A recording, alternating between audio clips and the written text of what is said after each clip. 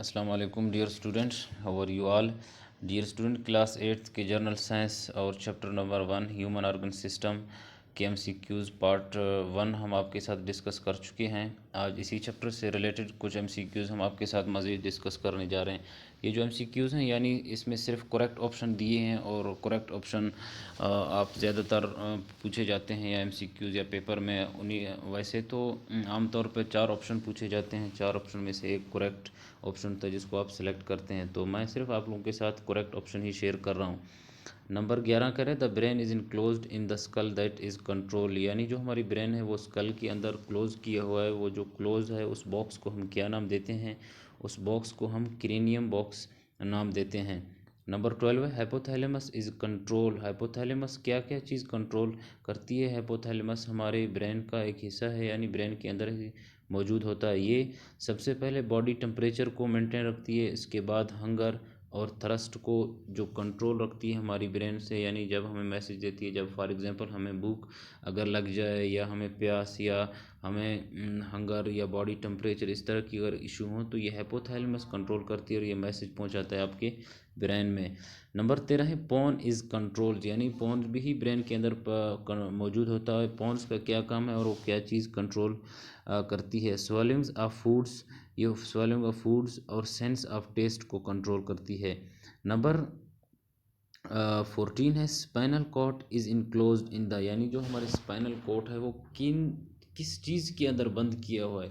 इस चीज़ को, यानी बैकबोन या आप वर्टिब्री कॉलम लेते हैं, ये हमारे स्पाइनल कॉर्ड इसी वर्टिब्री कॉलम के अंदर ही बंद किया हुआ है। अगर इसके बाद हमारे पास ये बैकबोन ना होता तो हमारे स्पाइनल कॉर्ड्स या हमारे जितने भी नर्व्स हैं ये डैमेज हो जाते।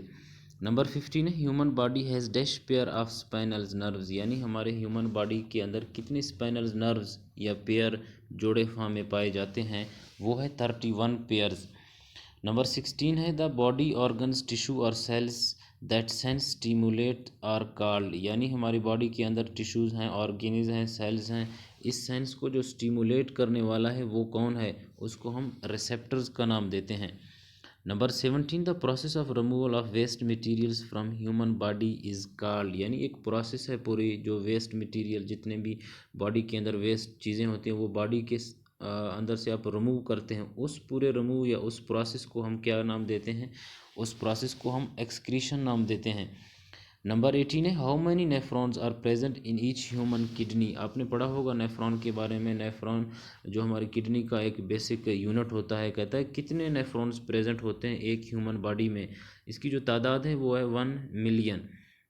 नंबर 19 है, which excretory system is a sac like structure. उसी एक्सक्रीटरी सिस्टम का एक पार्ट होता है उस जिसको हम सैक लाइक स्ट्रक्चर देते हैं, कहते हैं उसको हम क्या कहते हैं? उसका जो करेक्ट ऑप्शन है वो है यूरिनरी ब्लैडर।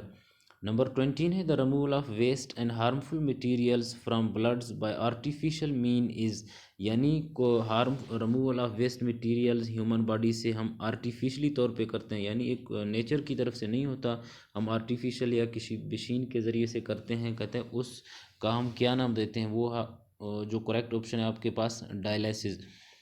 डियर स्टूडेंट, ये आपके क्लास 8th के general science human organ system के जो एमसीक्यूज़ यानी इंपॉर्टेंट थे हमने कोशिश की है और आपके साथ शेयर करें।